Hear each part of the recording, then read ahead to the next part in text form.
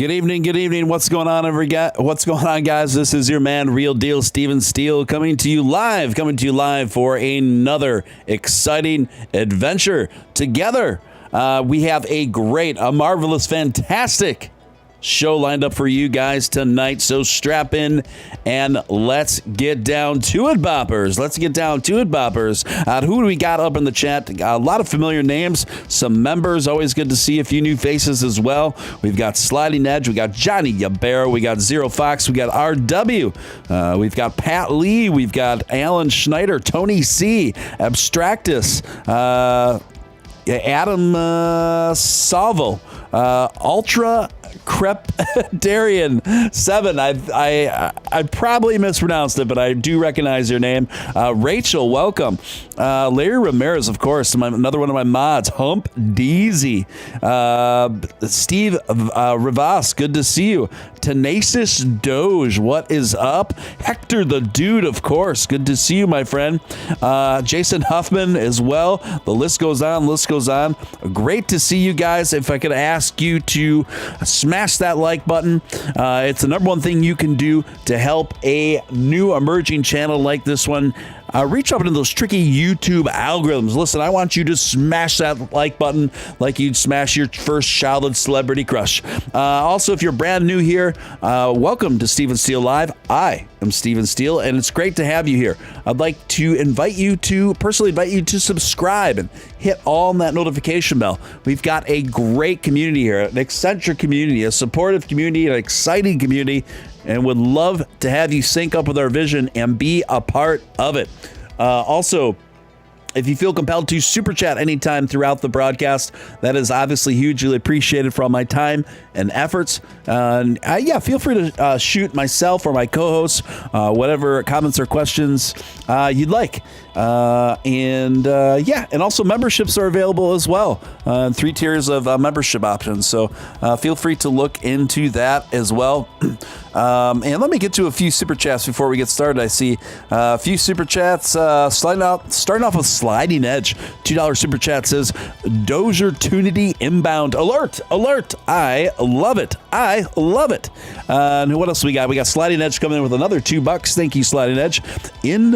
Interest in the Dozosphere much strong. You got that right, my friend. You've got that right. And Rock Lobster. Rose, you aren't familiar? That is an infamous song by the B-52s. Rock Lobster coming in with a $14.99 super chat. Thank you, Rock Lobster, for that generous super chat. Really appreciate it. Did you see that dog flying that rocket? He's referring to the end part of the intro video. Yeah, that dog was not messing around. That dog was not only catching up to the other big boys in crypto, but surpassing. And that's what we are going to be manifesting in real life. Jason Huffman, longtime supporter and one of my mods, coming in with a $10 super chat. Thank you, Jason Huffman. Really appreciate that. Appreciate it, guys. Appreciate it so much. Slayblaze, welcome. Tenacious Doge, oh my goodness, I think that's, is that Canadian dollars? Is that what I'm reading right? Tenacious Doge coming in large and in charge with I believe that's the largest super chat to ever have been placed on Steven Steele Live. Wow. Tenacious Doge coming in with basically $140 Canadian dollar super chat. I'm very humbled and appreciative. Thank you so much for that. That really helps me to be able to spend as much time as I do on this sort of stuff. Thank you so much. Tenacious Doge coming in large, coming in big, coming in pushing the DOGEMENTUM. Big Doge energy from Tenacious Doge. Massive. Thank you so much. Setting the records, breaking records here on Steven Steele Live is Tenacious Doge. So hugely appreciated. Thank you so much, my Canadian friend. our Canadian ally. Thank you so much. Massive. Thank you again. Without any further ado, I would like to bring on my co-host. It is Dogecoin millionaire Nick Ballz. Nick, lots to talk about tonight. How you feeling? I am feeling pretty good. How are you feeling, Steven? Yeah, pretty decent. All things considered. You know, we have a lot that transpired today. Some of it unsurprising, some of it very surprising, and we're going to get down to it. Obviously, the top story of the night is the what did they call that? Do they refer to that as a conference? Conference call. A conference call. Wow. Zoom meeting. It was a Zoom meeting, but the way they labeled it and marketed it, I thought at first I was under the impression that it was a conference, and then I'm like, oh, it's just a conference call. Oh, it's 4 famous people on a Zoom call. Okay. And before that, they titled it a conference, but really, I was expecting them to all be in the same room, but you know, that didn't happen. Yeah, I think they were pretty generous with the definition of conference there. It was four famous people. 4 rich famous people on a conference call, on a Zoom call is what it was. And nothing wrong with that. Before 2020, you wouldn't be able to get away with that. But I think now, post-COVID, you can anybody on a phone on some sort of connected meeting is a conference at this point. Yeah, no kidding. Now more than ever. You know, just the whole name of the thing, Nick, the B word. E-word. And I don't think they didn't seem to have named it that out of like parody or like no, they were serious with any sense of self-awareness. To me, it just struck me as a strikingly boomer-esque marketing move. What do you say? Yeah, I think that one was on Jack. I think that was his choice specifically. It's like one of those. I bet it was actually. It's like one of those moves you could tell whoever thought of it thought it was like, oh, this is it. This is really clever. This is a really good idea. And you know, not. But in reality, it's like, and that's what Elon saw, right? When Jack was first talking about online, Elon had to give his 2 cents in and kind of prod him a little bit, you know, and poke a little bit of fun, which led. I guarantee you, Steven, before Elon said that had never crossed Jack's mind. Right. He never thought about that. He was like, everybody's going to think this is Bitcoin. Yeah. Yeah. And the thing is, the B word, I don't know. I don't think that I just get the feeling, especially after seeing the conference call, there's no way that was made with any sense of like humor or self-awareness to it. I really don't think so. Do you? Oh, not at all. Knowing, you know, Bitcoin people. Like, no. Nick says no chance. Batman versus Deadpool coming in with a $4.99 super chat. Thank you, Batman. Long live the real deal, Steele and Dogecoin millionaire Nick Ballz. Also, fluffy, buttery garlic dinner rolls. Sounds good to me, man. I like fluffy, I like buttery, and I love garlic. Some of my favorite foods are the things that make your breath stink the most. Garlic and onion for me. What about you, Nick? Oh my gosh, I love garlic. Yeah. I love onions so much, and my girlfriend hates it. Oh, she yeah. hates when I eat that stuff. In fact, as we speak, I went out this afternoon because I was like, before the conference, I'm like, you know what? I'm not on my diet anymore. I can have whatever I want. All right. So I went out and I got some, what do you call it? Like spicy garlic pistachios. Yes. Which I'm eating right now. Okay. And then I also got 2 different varieties of Slim Jim. And I decided that was going to be my conference snacks. And I'm finishing them off right now, but man, those Slim Jims were a mistake. I love Slim Jim. They taste great, but my body is not accustomed to that kind of food. I think it's the mechanical pulled variety of meats that are comprised of the Slim Jim. I'm going to watch my words because I really like Slim Jim, and I do too. I love Slim Jim. When I was a kid, I used to eat those things like it was a Tic Tac. Now, 33-year-old Nick, not so much. My body does not. I guarantee you, I can't like down a Slurpee and eat a whole bunch of Slim Jims and just be okay. I couldn't go to the gym today. My stomach was just like. Well, I'm not going to say anything bad about Slim Jim because I'm trying to get sponsored by Slim Jim. So I want them to send me all the Slim Jims. I want them to send me all those limited edition Doge Rocket Slim Jim packs too. But yeah, I think that's super funny, Nick. I mean, sorry you missed the gym today on the account of on the processed spice. Yeah, it's all good. I still love Slim Jim. I'll eat them in the future. Now I know. I have not. I'll be honest with you. I haven't had a Slim Jim in, I don't know, maybe a decade. Yeah. So, this is probably, yeah. Yeah. My body is a fine-tuned machine, and when you throw in mechanically separated chicken, it just, gums up works. I think it's one of those things like alcohol. You got to build up a tolerance. Same with Slim Jims. You got to build up your tolerance. You've been out of season. You got to build up that special gut wall and lining to be able to handle a Slim Maybe not Jims. go for the monster size Tabasco seasoned. Oh, you got the Tabasco season? Yeah. Well, dude, you went from like 0 to 60 in 2 seconds. I mean, I only know one way, Steven. I know you went plaid by going back into the foray of Slim Jim. If you haven't eaten Slim Jim for years, dude, why would you start with the monster-sized Tabasco injected one? I only know one way to live. Living on the edge. Yes. So let's get back to this the B word conference call today because there's just a lot of amusing things about it.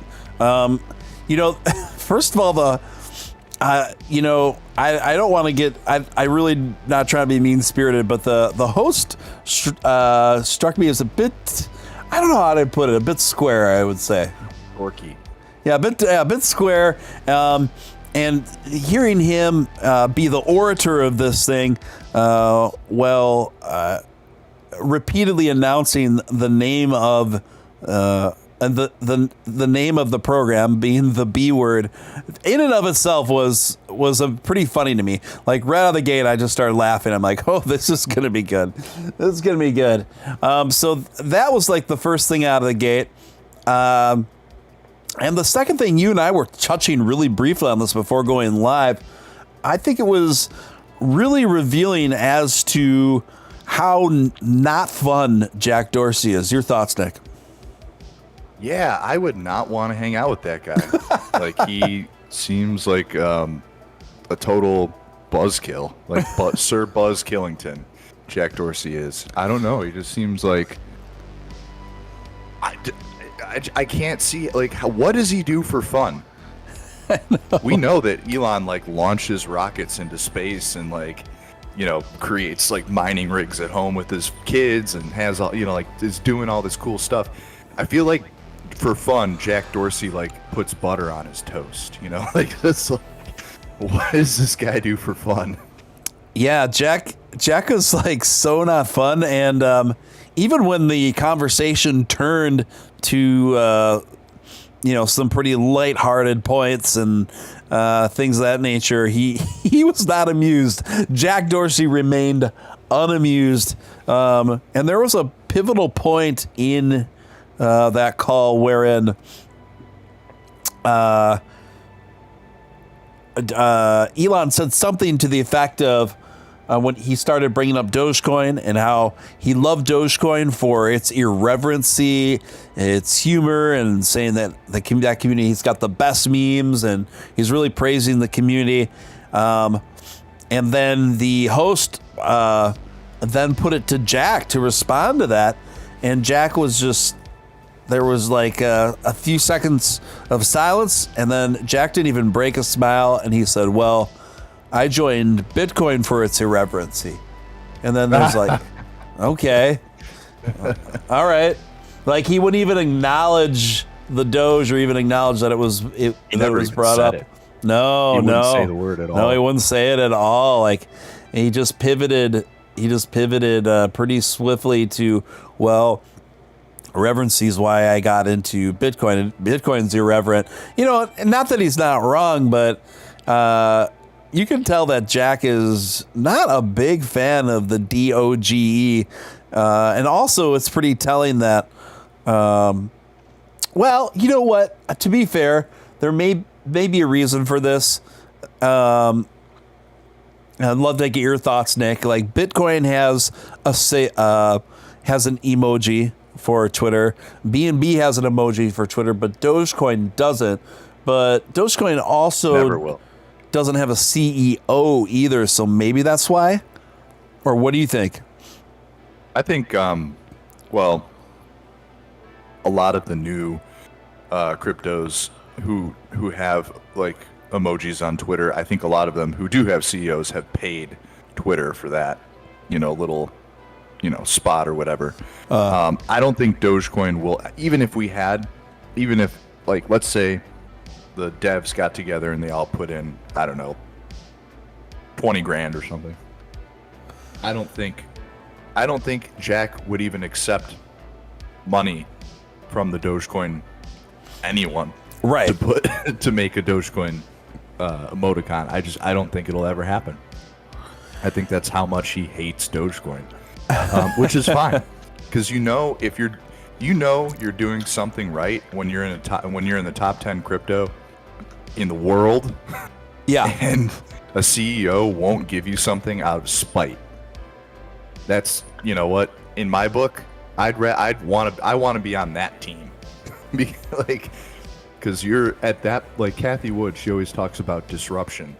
Dogecoin is disrupting Jack Dorsey's brain, right, on a daily basis. So I want to personally be on that team.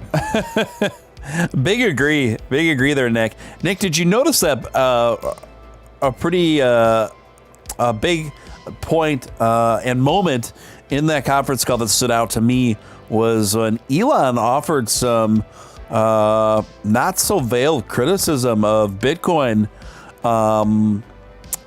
and he pointed out some of its big, basic, obvious shortcomings, ones that we talk about here on the show quite a bit, and he didn't explicitly call for Dogecoin being the solution to those shortcomings, but I think he did about everything but as far as positioning that. Did you notice that where he started talking about Bitcoin's large transaction fees and slow? Yeah. It's like it's too expensive. It's too slow. Like it. He essentially talked about Lightning, the Lightning Network being like a possible solution to that.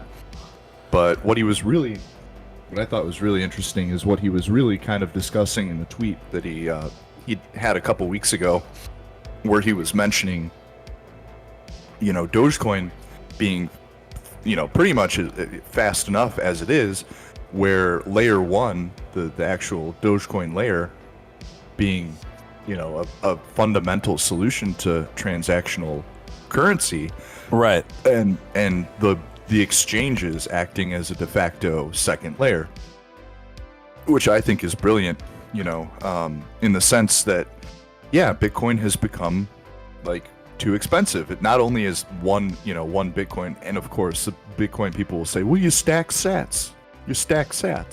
Well, it doesn't, like, people aren't going to use it to buy stuff. It's irrelevant if you're going to stack sats or not. Like, it's too slow. It takes forever, like, for stuff to process on there. It's not going to get better. Like, it's going to get worse. So, I think Elon kind of encapsulated all of this, and then he really put it together with, like, his thoughts were basically centered around Bitcoin, Ethereum, and Dogecoin. I don't think he mentioned any other crypto. No, he didn't, and it reminds me of what I think the smartest thing that he did through this this whole thing. I'm going to get to it right after the super chat. Louis Doge Millie. Steve, please host the D Word Doge conference. Maybe I should. Great. Maybe I should host the D Word and get a 4 split screen on there. Who would we get on there? Maybe we'd get Ross. I know we could get Ross Nickel on there. Maybe we could at least get Patch Billy through on audio. Billy Marcus, I know he's a hard one, man. He's a really hard one to get on stream, on anyone's stream. Billy, Ross, me, you, and Elon Musk. We could invite him. He might come if Billy comes. That's what I'm saying. He might come if Billy agrees. That would be awesome to have the D Word. And dude, how angry would that make coiners, man? God.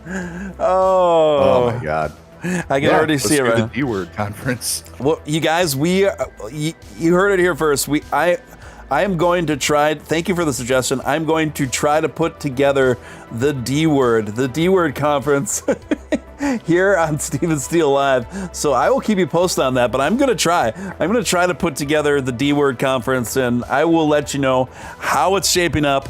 I think it could be really, really, really something. But back to what transpired today on the D Word conference call. I think the smartest thing, the most advantageous thing in regards to Dogecoin anyway, that Elon did throughout this thing was, did you notice how he repeatedly and casually brought up Dogecoin right along the side of Bitcoin and Ethereum over and over again, right? And yeah. I thought that was very smart, and it was obviously deliberate, and just a very, very smart thing to do. So I tweeted this out today right after watching this, and it made the rounds, and It's All Risky, I think, retweeted as well. I said, in my opinion, Elon's most significant accomplishment in the B Word discussion / meeting was repeatedly and casually citing Doge right along the sides of Bitcoin and Ethereum. I thought that was brilliant because it helps normalize Dogecoin, not just as a meme coin, but a top 3, right? A top 3. And that's the perfect way to frame it, I thought. Did you notice this? Yeah, actually, it's funny that you mentioned that because my girlfriend, she just went to bed a little bit ago, but she texted me afterwards. She was like, "So what was the biggest takeaway from today? Like, what did you get? What did you get out of this conference?" And I said, really, I was like, "Babe, the biggest thing that happened was that Elon Musk basically lumped in Dogecoin with Ethereum and Bitcoin." Uh-huh. And if you listen to him carefully, what he really said was like, this is directly from him. He said, the only investments I personally own are Tesla stock, SpaceX stock, Bitcoin, Ethereum, and Dogecoin. Yeah. That's it. So, people think, wow, one of the wealthiest men on earth, and at one time the wealthiest man on earth. He must be so diversified. And it's actually really refreshing to hear that I'm not the only one who's really poorly diversified. Because I have about the same diversification level as Elon Musk. I have 5 different, I have 5 different cryptos and some random stock here and there. So yeah, at least I'm not the only one. But yeah, I think that was a huge takeaway, and something that we've heard from Vitalik before. Vitalik said Doge should be number 3 or even number 2, and Elon basically echoed that sentiment. And there was a few moments where he was getting really hot on Ethereum, and it made me feel like there was some sort, the connection that we all know is there between Ethereum and Doge. He just kind of echoed that sentiment that I think that he knows and we know, that Doge and Ethereum are the real 2 cryptos. One for its ability to be transacted, and the other for its ability to build. Yeah, I was feeling really bullish coming out of that today, and overall, in large part thanks to Elon. I thought I've always been a Kathy Woods fan as well. I thought she did really well today too, but Elon really was the runaway with this today, and I really am saying that, and I know overall this community is pretty fond of Elon, and I am as a content creator, but in all unbiasedness, I don't know how anyone could have walked away and not thought that, and for Elon to reveal what his exact investments are was really, really cool. And I posted a clip where he reveals that he said, personally, I also own a little Ethereum, and then he said, and of course Dogecoin, What a perfect way to cap off explaining his crypto investments. Bitcoin, and I personally own a bit of Ethereum, and of course Dogecoin. And so the whole conversation was cleverly expanded to Ethereum and Doge, Bitcoin, Ethereum, Doge, over and over again.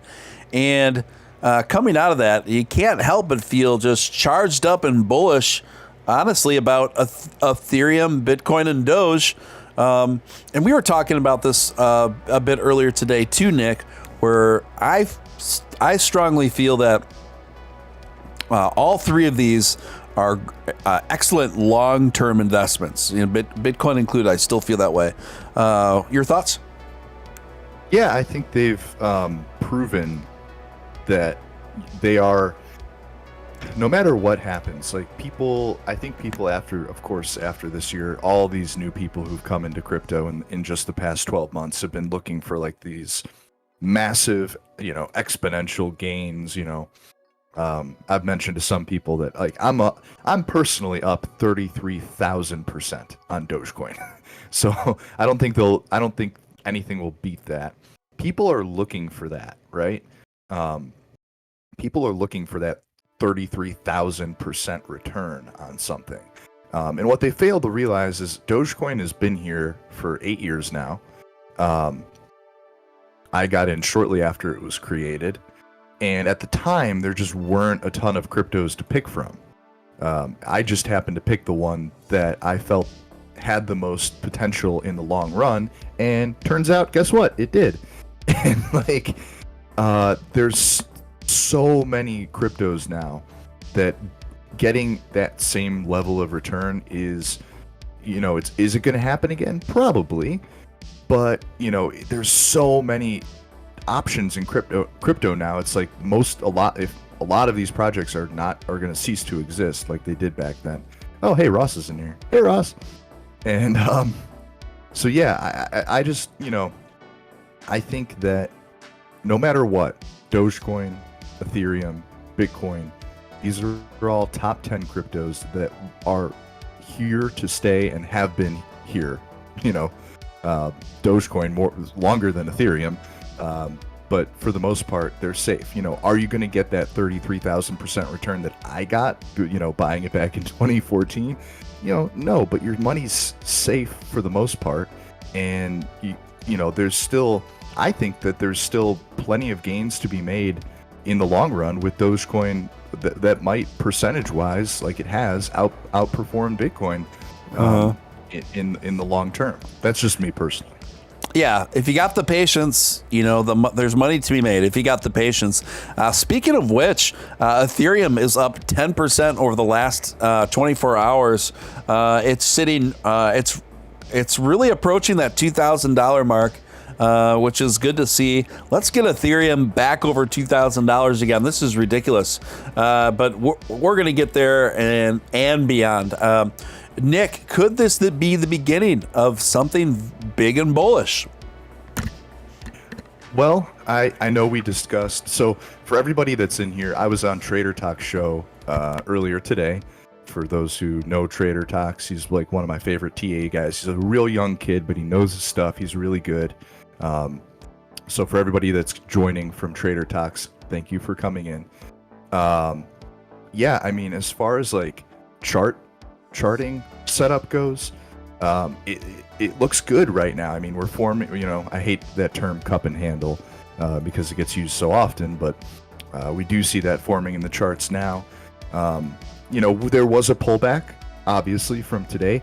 I think where we're sitting currently is a really good representation of like how, buy the rumor, sell the news didn't play out to the Bears' expectance today. Like it kind of just leveled off. We're still positive for the day. And, it does show some confidence in the market as a whole, which I think is, obviously long-term a very bullish signal.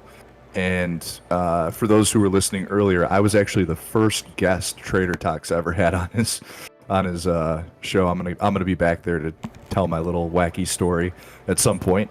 And he's actually he's gonna come out on here. I think maybe next week or so. We'll set it up. Cool. Yeah, that'd be awesome.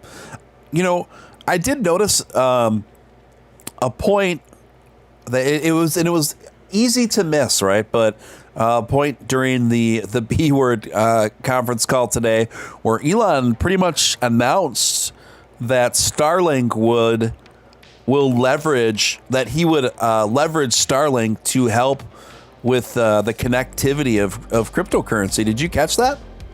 I did, and that's something that we've all been theorizing. That's like one of the big Matt Wallace conspiracy theories. Yeah. Has been going around for quite some time. Elon Musk is going to use Starlink to mine, or at least help with network connectivity. And I mean, he did pretty much come out and say that was a plan that he floated past the Starlink people. I think it's a great idea because it gives people in rural areas more access to these things. Obviously you can't mine Dogecoin if you're in the boonies. Like at my girlfriend's house, I get like barely any cell service as it is, and she doesn't have internet anyway. So, I think it's a fantastic idea. And right before we went live tonight, I was actually kind of catching up on the episode with Ross and the Doge One Geometric Energy Corporation guy. I didn't know much about it. I was kind of bouncing around the episode because it just hit as soon as right before we went on. So sure, I'm gonna finish that one up. But it seems like you guys covered a lot of good stuff. We covered a lot of stuff, and the thing that was most surprising to me about interviewing the CEO of the Geometric Energy Corporation was just how much they take on. I mean, they take on a lot of different stuff, and they've got their fingers in a lot of different fields, and so much so that they even have a gaming division, which we talked about as well. To me, it's just pretty overwhelming, even just hearing about everything that they're up to. But it was a very fascinating interview from a pretty, obviously a very brilliant, interesting guy. And, this is the guy that is in direct communications with the vice president of SpaceX for the Doge One mission. And so he is the primary brainchild behind the Doge One space mission at the Geometric Energy Corporation, and in close contact with the VP of operations at SpaceX. So, and another thing that was surprised me about that interview is how keen he is on doing a Doge 2.0 mission. He's already thinking about it but he doesn't want to really go hard on it until Doge 1 is a success. Let me get to a couple super chats here. Ross Nickel, I don't know if that's the real Ross Nickel or not, but he says, "Hey guys, it could be." Then there's somebody going by your name, the real Nick Ballz, with an avatar of me. I saw that person last night. Thank you for the $1.99 super chat. Thank you, me. Thank you, Nick. How did they get? Oh, I guess you can name yourself anything. That's probably where that's coming from. Oh yeah, you can do whatever you want. I'm up 20,000% on Upcoin. So happy for you. So that's such great news. At least somebody is. Jeez. Such great news. Let me see. Oh, and then another thing I noticed that was really notable too was there was a point in that call where Elon made a very clear his intentions, right? In terms of the way he talks about cryptocurrency and his investments.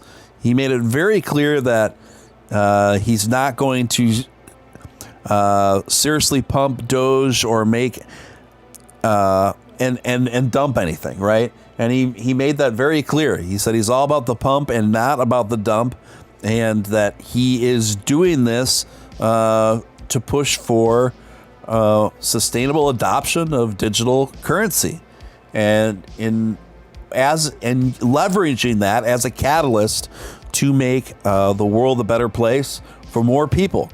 I hope that Bitcoin maxis like perked up and listened to that whole thing, because if you listen to him, what did he say? He said, "My biggest holding is Bitcoin." Like, why would he? Like, and still is. Like, why would he? You know, the Bitcoin people are, you know, were easy to roast Elon when, you know, things weren't going their way. But he was right. He was like, why would I want my own investment to go down? Like, it doesn't make sense. Like, and you know, Bitcoin people lost their minds a few months ago, and I think it just really goes to show like what that community is all about.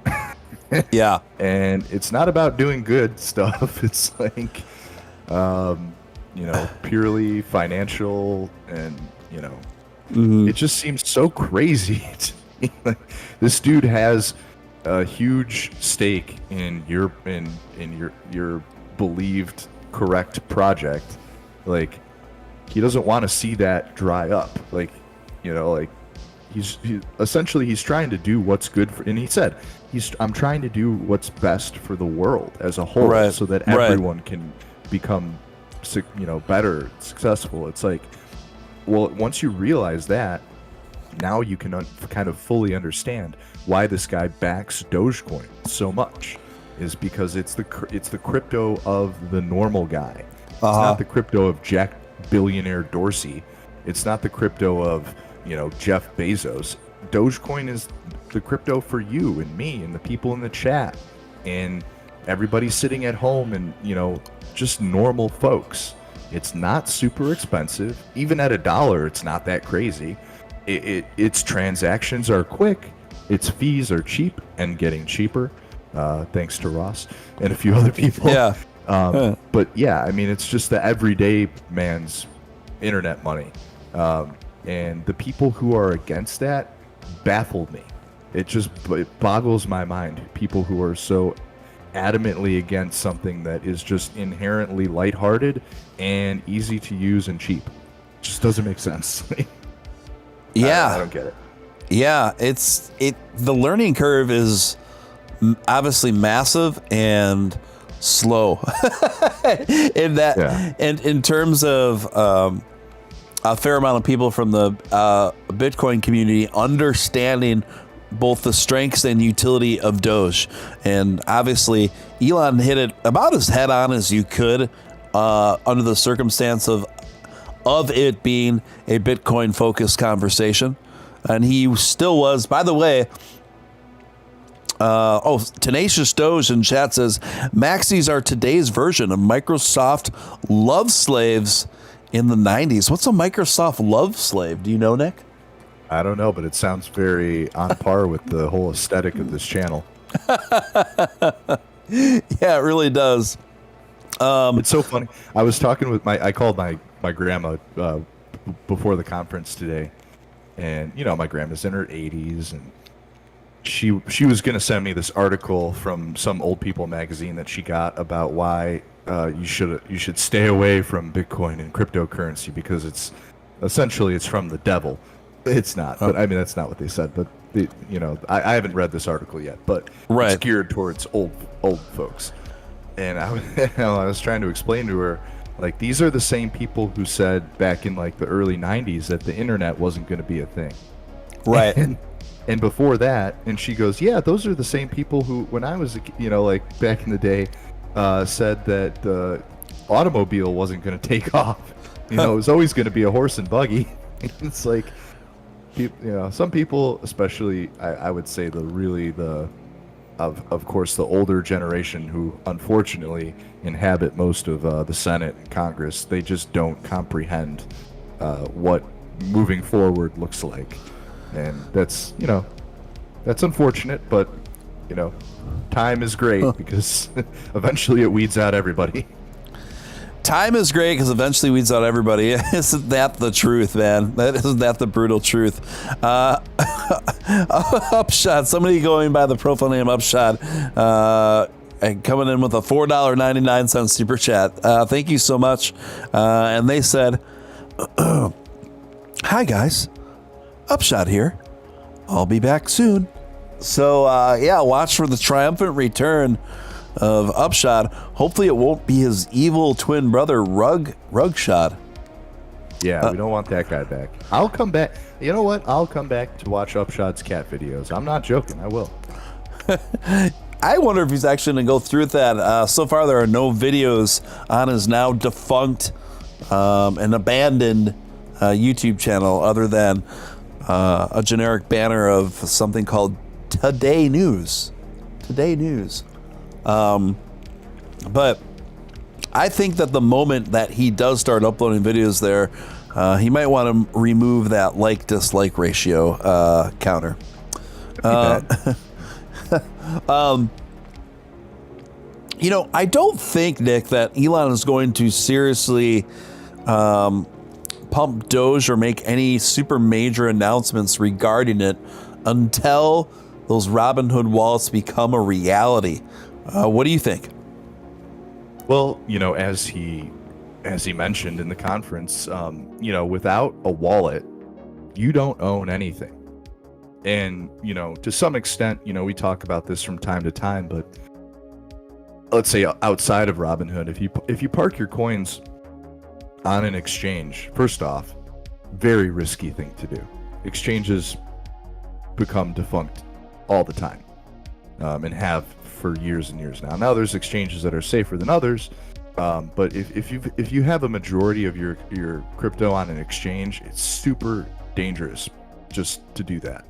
But yeah, with as in regards to Robinhood, they may in fact hold a majority of the Dogecoin in circulation, and none of their users have access to it.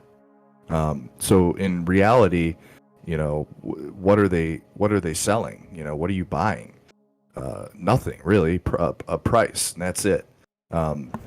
It's extremely concerning. Yes, and I would tend to agree. I don't think that Elon, knowing how large the market for Dogecoin is through an exchange like Robinhood, it's hard to even call them an exchange because you can't get your crypto out of it. But through Robinhood, essentially, you don't own anything. It's easy to buy, right? So like it's easy to get. There's no word of when these wallets are going to come out. So we have no idea. By the way, Miles up in the chat. Yeah, I see that. Welcome, Miles G. Good to see you, my friend. Good to see you, Miles G. It's one of these things, Nick, where I think today Elon really, really made it known to everyone watching just how both cognizant he is of the wallet issue on some of these exchanges. In my opinion, he's mostly talking to and about Robinhood, number one, and number two, for how important it is to him, right? Elon really, really spent some time laying into the importance of exchanges getting wallets out for its holders. So that to me was surprising. I didn't think I wouldn't have expected him to spend so much time on that, so it was good to see. I think it was something really good to lay in on. Me personally, I do think that he's trying, in part, he brought that up to try to expedite and put the pressure on Robinhood in order for that to stay front and center priority, mostly due to what that's going to likely mean for Dogecoin. What do you say, Nick? Yeah, I mean, going forward, I think it's imperative that Robinhood gets its act together, and this is something that could. There's a few different like looming incidents that are like kind of teetering with not just within Dogecoin but in the crypto world in general. I think Tether is a looming problem, but for sure for Dogecoin, Robinhood is a huge issue because one, we don't know, and this is something it's not public. It's not in their public filing because they're a private company. We don't know how many people own Dogecoin through Robinhood. We don't know if that the biggest wallet on the network is in fact Robinhood. I mean, there's a lot of signs that would point to say that it is, but like I mentioned in previous podcasts way back in the day, I mentioned the fact that wallet might not have enough Dogecoin to settle all of its customers' withdrawals or just deposits in general, should they come out with wallets. And I don't think this is something that they even planned for. Who could have known that Dogecoin was going to take off the way it did? So there's a huge, major problem that's happening, and I think this is what's holding Robinhood back from coming out with crypto wallets, because there's a huge possibility that they don't have enough, and they might be scrambling to make backdoor deals with different exchanges to get bulk crypto on the low, but there's no guarantee that that'll go through. And I'm every day that goes by that Robinhood users don't have their wallets is another day where you should be somewhat concerned about the financial stability of such a large exchange. I mean, they have technical issues all the time, but what happens when they have a major financial issue? It could go completely sideways very quickly, and next thing you know, you didn't own any crypto. What are you settling with them if something is to go south? There's almost no ramification to the end user. From the end user to the corporation in general, and that should be concerning and troubling to those who are currently on Robinhood. Yeah, big agree, and really well laid out there. And I do think that it is a great idea to keep the importance of the Robinhood wallets front and center of the conversation. And I think it is imperative to the future of Dogecoin, frankly. So it was good to see how seriously Elon is not only taking it, but how aware of the gravity of the situation he is. Miles G coming in with a $9.99 super chat. Thank you, Miles G, for the super chat, man. Are you still taking tips in Upcoin? I am taking tips in baby Upcoin. Wait, I thought it was baby safe Shiba Upcoin. Safe baby Upcoin is what I'm taking now, Miles. No longer Upcoin, and it's unruggable. Thank you, my friend, because it's safe. It's in the name. How could it be? Tenacious Doge coming in again with a $6 Canadian dollar, basically $7 Canadian super chat. Thank you for that, Tenacious Doge. Tenacious Doge says Coinbase added Doge to its commerce product today, makes Doge payments easy. Well, that's good news. Coinbase has been both kind of a blessing and a curse, something that we've talked about here on the show in the past. I have been seeing, I guess what I would describe as a bit more wild, speculative theories on price suppression with Dogecoin.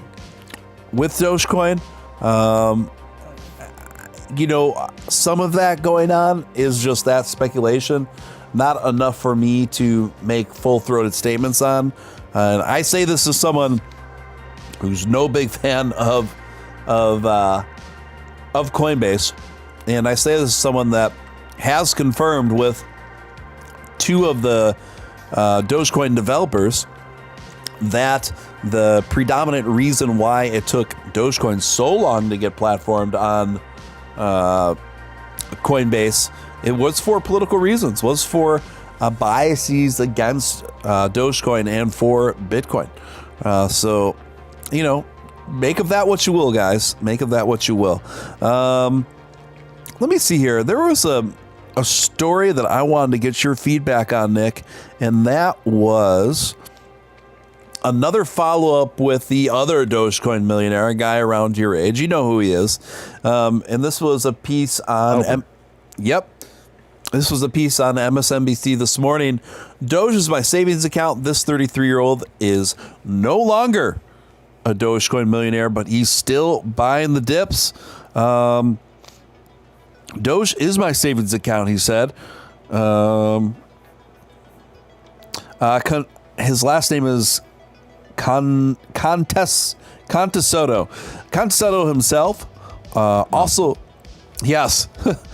tells his followers not to invest more than they can afford to lose. Nonetheless, Conteseto's plan remains the same. Once I hit 10 million, then I'll take out 10%. I had a game plan in mind going into this picture, and I wouldn't feel right always telling people to buy and hold.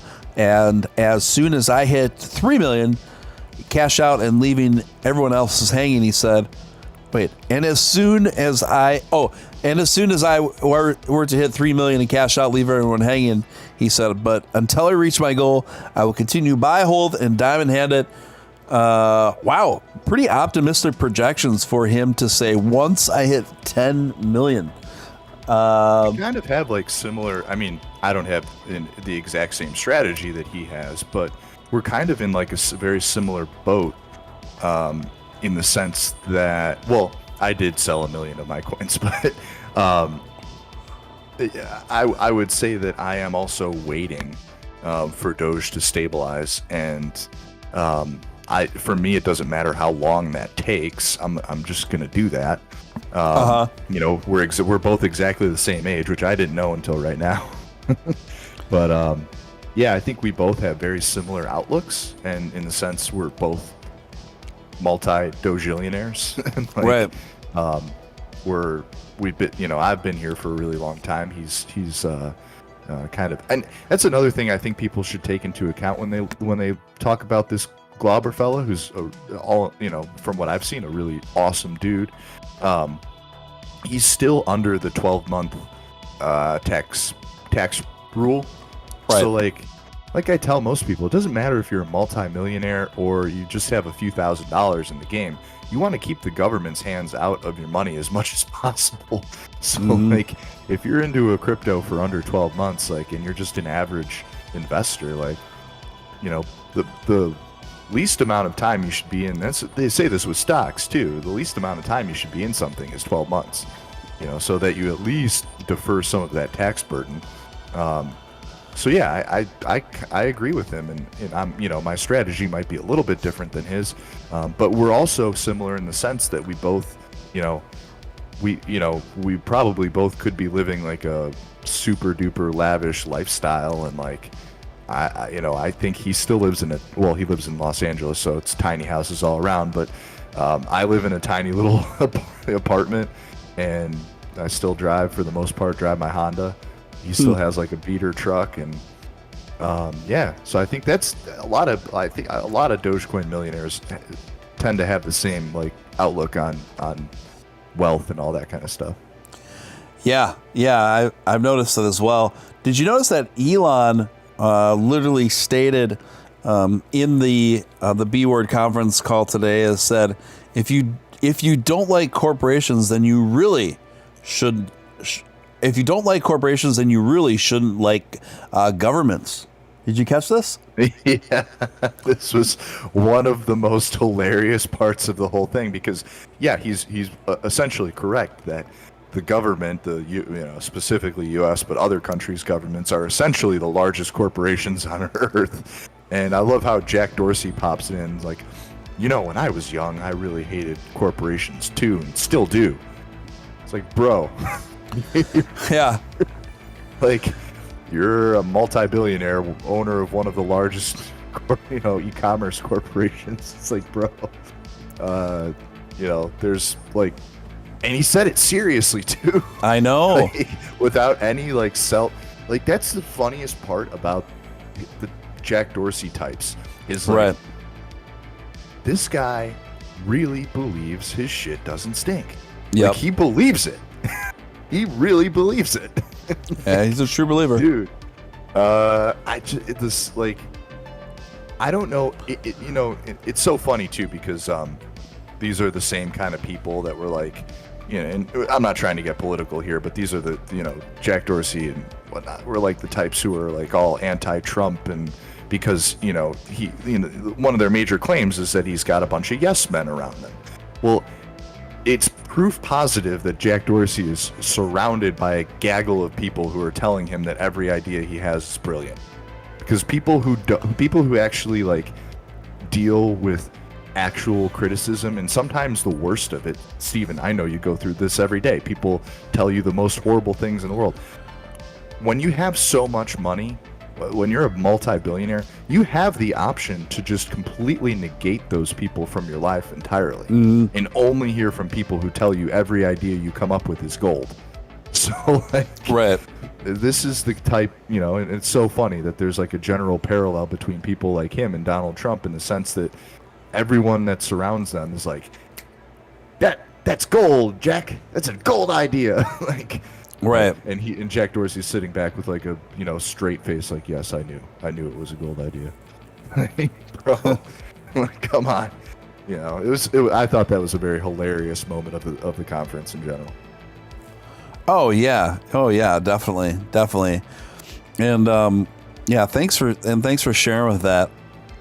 Have you ever spoken with the other Dogecoin millionaire, Nick, that I referenced a few minutes ago? I've been trying to reach out to him. I don't think I've DM'd him or anything, but I've commented on a few of his posts or whatnot. I'm sure everybody comments on his stuff, so I've not spoken to him, but I would love to. I think we have a lot in common, and I would love. I don't know if anybody in the chat or if we have any connections. We should get him on the show. I would love to chat it up with him. I'm pulling up a article courtesy of Bazinga that just came out before we went on the air. The title of it is Bitcoin, Ethereum, Dogecoin find stability, and altcoins managed to stay in the green. What happened? The apex cryptocurrency, Bitcoin, traded about 4% lower at a little bit below 30,000 over 24 hours at press time. BTC is down 8.6% for the week. Ethereum traded 2.7% lower, but now it's up to about just under $2,000. And Doge traded at 2.32 lower at 17 cents, but right now it's pushing about 19 cents. And I guess why this matters, right? Why this matters is there's a lot of I've never seen so much confusion and varying opinions about what's going on with the market right now and why. And I think you really are running a risk to start overanalyzing and maybe blaming too many people for something that is in large part inevitably cyclical. Your thoughts, Nick? Well, yeah, Stephen. I mean, this is, crypto is it comes in waves. Mm-hmm. It comes in waves. And, this cycle, this bull cycle that we have been in, I'll admit, after seeing this for the past, I've been in crypto for 9 years total. This has been a weird one. This is not your normal bull cycle. And each bull cycle is different, right? There's different mitigating factors. There's different events that take place in the world. You know, this time we had a lot to deal with China, you know, actually getting rid of mining and the hash rate dropping. A lot of different things were taking place this time. You know, if you look at price action just at a technical standpoint, right? If we're looking at just the TA, forget about the news, forget about everything we listen to on Twitter on the day-to-day. You know, if you just look at price action and the way the crypto is moving in general, it's odd. It's not really normal. And that's saying a lot for crypto, right? Because crypto moves like crazy. But if we were really in a bear market, right, things would be seized up. Like we would be completely bottomed out right now, and we're not. You know, we're still getting little pops here and there, but for the most part, we're just trading sideways, with no major moves down or up.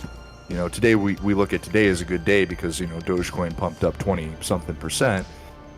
It did retrace and come back down, but it's just an odd time in the sense that if we were in a typical bull market, we would be heading up, and if we were in a typical bear market, we'd be heading down. And there's really no signs of either or happening at the moment. It's just a weird time to go by trying to play the game technically with TA. If you're trying to make money, I know a lot of people who follow me or follow Trader Talks try and make money on the daily, you know, moving in and out. And if you're trying to do that, I'd say that there's a lot of money to be made doing that. I'll tell, you know, I've told people this before. When Dogecoin was moving between basically 6 and 7 cents for like 3 months, you guys remember that? Yep. I made $20,000 trading Bitcoin, or I'm sorry, trading Dogecoin in that time period. Yeah, because it came very predictable. It was so predictable. And even if it wasn't, like, even if you made the wrong move, you could just wait a couple days and it would be back into the green where you could make money. Right. So, yeah, this is just a weird market cycle that we're in right now. Is it all going to come tumbling down tomorrow? That's a possibility. It could. Or it could take off again at like the drop of a hat. Right. There's so much news that is like kind of compounding every day. This today was was one of those news events that we saw take place in real time. Who knows, man? This is a weird bull cycle for sure. Weird Bull Cycle sounds like the name of a new band. Or a pill that I'm going to be coming out with. Even better. Burger King, guys. Burger King, the official Burger King Twitter account, tweeted out to Axe last night. And it just simply says, hey, Axe, please tell me you saved us a Doge can. Fat chance, my friend. I believe there's only 1,000 Doge cans manufactured by Axe. I love that they did this, but I don't know why they would have limited it to just 1,000 cans. Why. Go ahead. People don't. I tweeted about this the day it happened. I was kind of tipped about that too, because I really wish I would have gotten my hands on one of those. I know a few people who did. I'm trying to like wheel and deal my way into one. People don't realize how expensive it is to put something into mass production. So I forgot, what was the other company? There was another company. Oh, it might have been Slim Jim who made that Slim Jim thing, the canister that like exploded. Only a few people got. So it's easy to make a prototype product, especially with a company like Axe or Slim Jim, where you can like make a couple thousand units, and the cost is going to be significantly higher than one of your flagship products, but you can do it. But and for marketing purposes, they'll write off whatever loss they incur, because it's it just gets written under marketing. But to put a crypto Axe Dogecoin can in the stores across the United States, that would cost, tens of millions of dollars to do. And I'm sure a company like X is smart enough to know that they don't know if they're going to see that return. I would hope that X saw the demand. And I hope that the backlash from the community for it not being like something that they could all get, because they hyped it up, right? They hyped the hell out of it, like Dogecan coming. Oh yeah. 720, get your Dogecan, but like no one could. So, right. I hope, I know there were a lot of people who were pissed off about that. I was kind of pissed off about that, but it costs a lot of money to make a full production unit, like, for real. So I hope X notices, and I hope they actually make it happen. That'd be great. Yeah, it would be great. Thank you for touching on that. 1,000 just to me seemed to be a gross underestimation for the interest of the Dogecoin community. I mean, they were just sold out instantaneously, and I know a lot of people are disappointed they didn't get their hands on at least one. So I would doubt that we've seen the very last of Doge-centric, products and brands, making a specialty lines with Doge branding in mind. I tried to bribe them; it didn't work. But what do you mean you tried? I tried to bribe them with Doge. I DM'd them. I was like, I will pay you actual Dogecoin. I don't care. Just how many thousands? Whatever. Like, just get me one of these boxes. But didn't work. But you know what? I think that what Axe is really testing is because historically Axe has been geared towards, like, well, let's be honest, middle schoolers, right? Yeah. You're probably too old for this, Steven, but I was in the age bracket where you were in middle school or you were in high school, and you go to the locker room, and it was just a cloud of Axe. Everyone was just nuking themselves with Axe, and that's what we all smelled like in high school and middle school.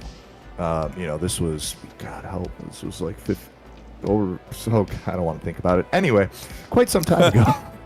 And, I think Axe was judging their, doing analytics on who their current customer base really is. And I think that, if anything, it really shows that current Dogecoin, the average Dogecoin investor in 2021, their age is probably, between 18 and 25, I would imagine.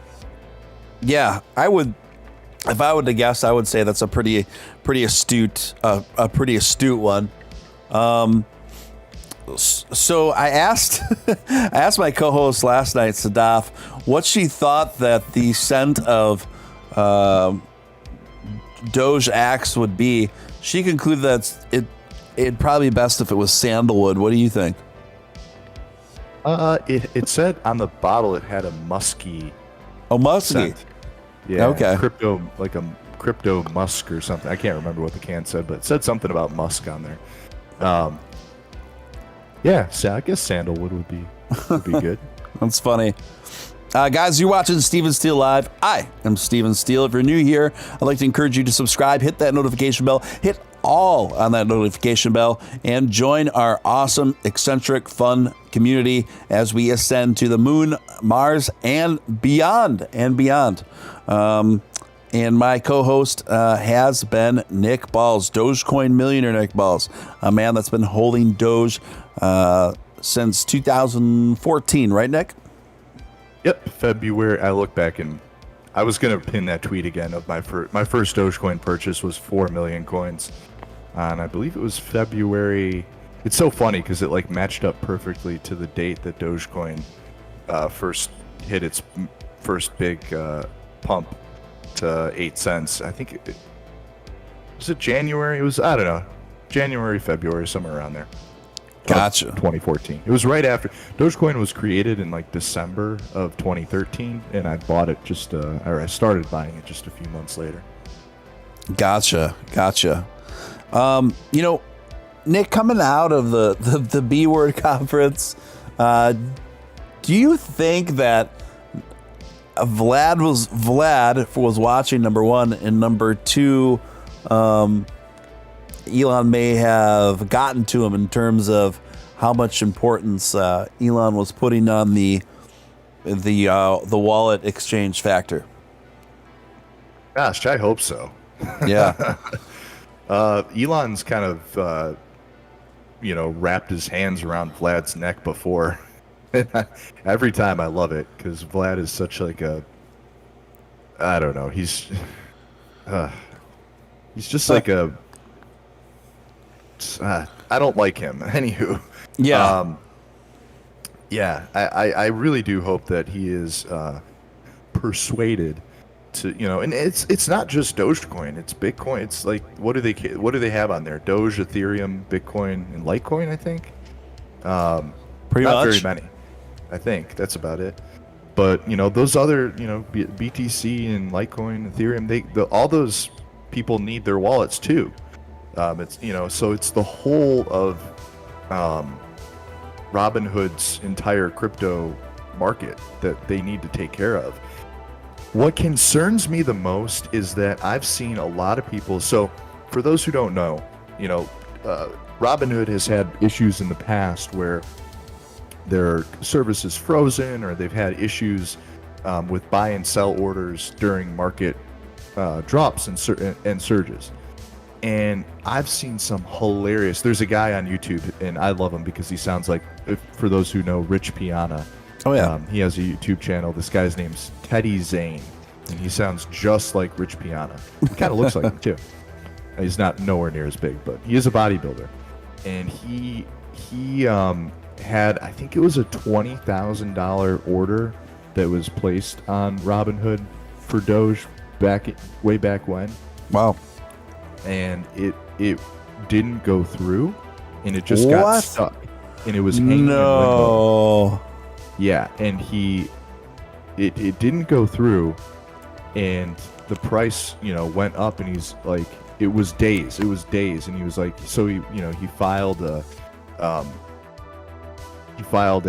whatever complaint or I don't know, something through their service there, and he would have, I can't remember what he would have made, like 70 grand or something on the trade, and they offered him it was like something ridiculous. They offered him like $250.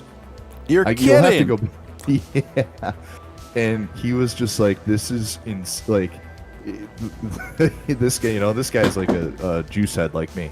And, I don't get all wild and crazy, but this guy was going off. He's like, $250. Like, this is like, I was supposed to make 70,000. And it was, yeah. So they've got, Robinhood's got it's got big problems. I wouldn't use you could not pay me to use Robinhood. I wouldn't be there if you paid me. It's such a terrible service.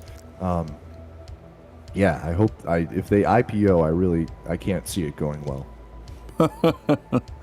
Yeah, be a pretty tall order, to say the least.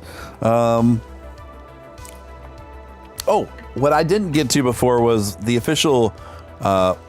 Did I bring that up before? Where the official Burger King account tweeted that they requested the Doge cans from Axe. I remember you mentioned something about Burger King. I don't know if you said that, but I did see that tweet come from them. And yeah. I wonder if anybody's going to tell Burger King they're all gone. Yeah, not many of us were able to get in on that with such a limited run of 1,000. I mean, that to me is a bit too limited. I mean, I think they could have easily cranked it up to 5K and have already been sold out by now. 1K just seemed a bit too limited. And then I thought it was 2,000. I might be wrong about that. Oh, really? I think it was 2,000. That was one, but I hope you're right. I know Tim Cook and a few others got some advanced promo samples of. Yeah, I DM'd Tim Cook. I was like, hey, man, how'd you get that? Why didn't you tell me about it? I know, man. I'm always left out on those funky promos. Let's see what the chat is saying here. We got Celeste. She came in at some point. Sound Gods is here. Ultra Crepidarian is here. Audio Freak is here. Doge is being actively promoted all over the effing place, someone says. Yeah, it's a pretty bullish season and mentality for the Doge right now. And obviously, I'm here for all of it, guys. I'm here for all of it. Another thing, too, that I wanted to bring up was this topic of discussion. It kind of reminded me of that picture of the dress. Is the dress white? Right, white or... I literally tweeted that. Oh, you did?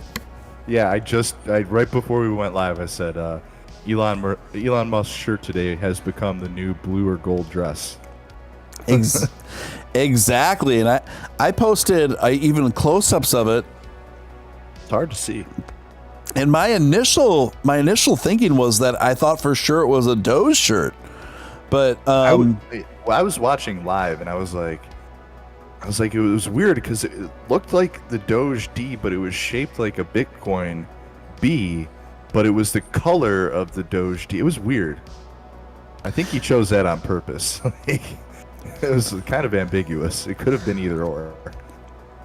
Yeah, people have showed me angles where it definitely looks like a Bitcoin signal, but it's weird. It's kind of a Rorschach test in a way, though, too. I mean, if you kind of see what you want, and I think, to me, when I first looked at it, I thought it was 100% for sure a Dogecoin, and that's what I thought when I tweeted it out. And then upon further review, I'm definitely leaning more Bitcoin, but either way, pretty funny. So people are saying I hate Surge, says Sound Gods. You hate Surge? Surge Tankian, the musician? Or Serge, yeah. Audio Freak says if they make Surge again, they'll need Beef Supreme as the spokesman. Bro, Beef Supreme's not even up in here tonight, is he? I thought I saw him earlier, but I might be misbeefing. Yeah. So Nick, here we are. We're right off of the tails of this B Word conference. We are going to work on the D Word conference. I think that'd be really funny. Please make that. I know for Ross has Elon's info. I mean, could at least drop him an email. Let's see if it, what's the worst? You could say no. But yeah, I think we should. I think we should do this in like a month, so we give it like plenty of time to like get out there. And yeah, I think we should make this thing legit. I agree, man. I agree 100%. And we should try to get Billy on board. We'll see how it goes. Billy's really tough to nail down any specific dates for any of that kind of stuff, but it would be awesome and obviously super appropriate. Too, it seems like. And then we could extend the invite to Elon himself. Who knows?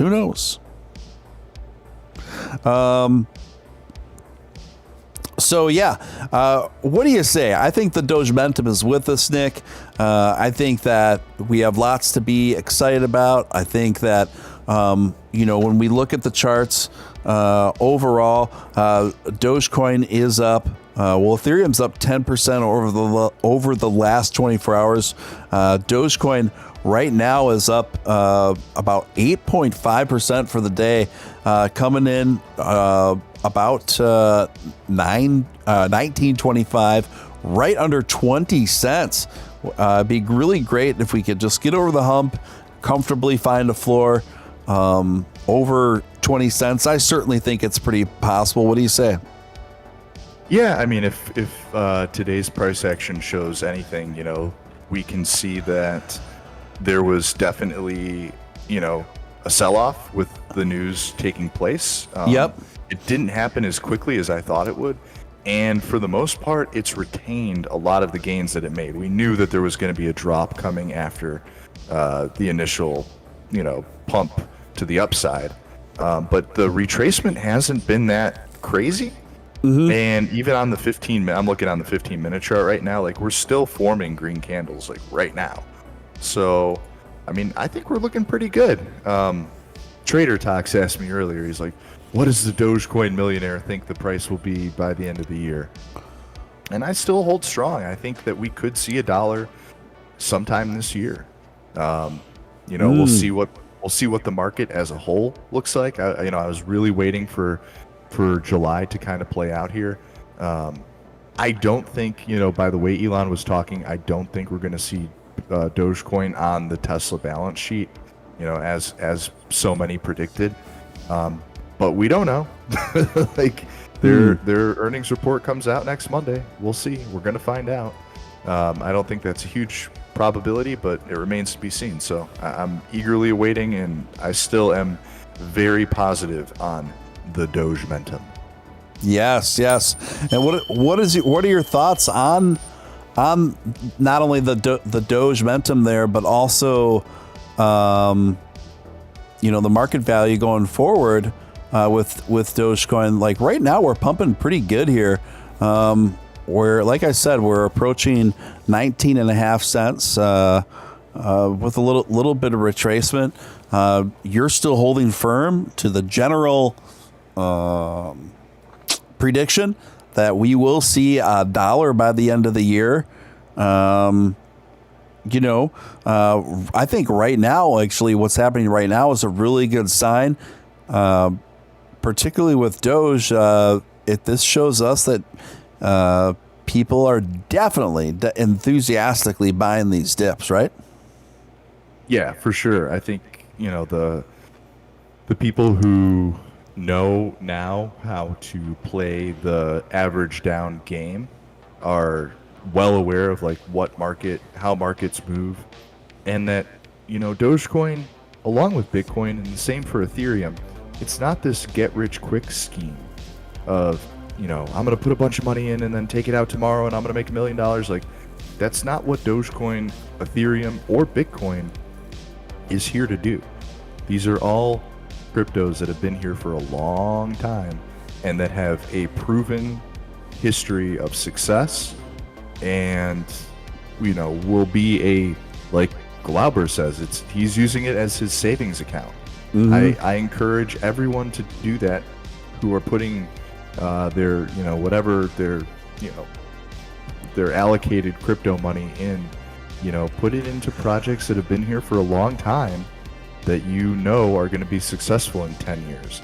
And then, look at what gains you've made, because that's where it becomes really interesting. 33,000% in 10, for me in 7 years. That's insane. That's crazy. But it can, it's a safe bet where the community behind it is solid and that the project and developers are solid. It's not like these crazy overnight flips that people are trying to make. Those are just, I think people have gotten burnt out on the fact that trying to flip a few $1,000 into a BSC is like the riskiest thing you can do. I think people have gotten, burned or rugged or held too many bags. I think people are starting to realize that the real money is in safe top 10 cryptos that you can comfortably know that in 10 years you will have an amazing return and you don't have to be worried about anything. Yeah, I think that's pretty sage advice. Nick, I'm in the middle of a move, and so I haven't slept much in the last day and a half because of my move. So I got to kind of cut a little bit short tonight. So all good, buddy. I actually fled my girlfriend's house last night. So you did? Yeah, I was trying to sleep over at her place last night, and you fled. Didn't work out. You broke out of there. I had to break free. I had to get out of there. It was so hot. She has a queen bed. I am too large. I have my own bed as a queen, but it's big enough for me. It's not, the queen bed is not big enough for the both of us. She's got a fan going. Like she has air conditioning, but it sucks. Right. You know, girls are always cold. So she's got a fan and the air conditioning's terrible. I was sweating my ass off. I hate fans because like I like the noise of a fan, but it was just blowing on my skin. It feels like a little person is like rubbing my face constantly. It's like, oh my gosh, Chinese water torture. So at about 11:30, I was like, screw this, I'm out, and I drove home. So I feel you. Yeah, that is funny, man. That is funny. Well, you know, why don't we put this one in the books, Nick, and we'll pick up where we left off tomorrow night, and there's plenty more for us to tackle then. Sounds like a plan. But I want to thank each and every one of you guys for showing up to tonight's stream. A little bit over 100 of you still tuning in. If I had it in me, I would go another hour, guys. But I just kind of hitting my wall here and just gotta recharge so I can do it all over again tomorrow. Guys, thanks so much. And I also want to extend a thank you to my co-host, Dogecoin Millionaire, Nick Ballz, and each and every one of you. Until next time, this is Steele signing out.